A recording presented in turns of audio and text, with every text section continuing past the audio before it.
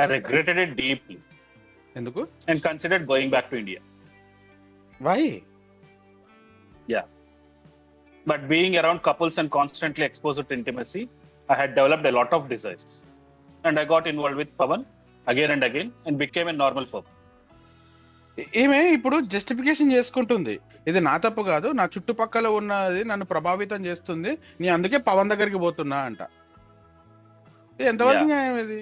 Yeah, this is too much. Now, the twist came. ట్విస్టా? ట్విస్టా?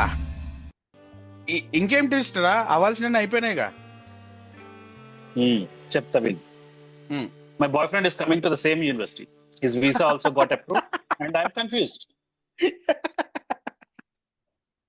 So now, the actual confusion started in her life.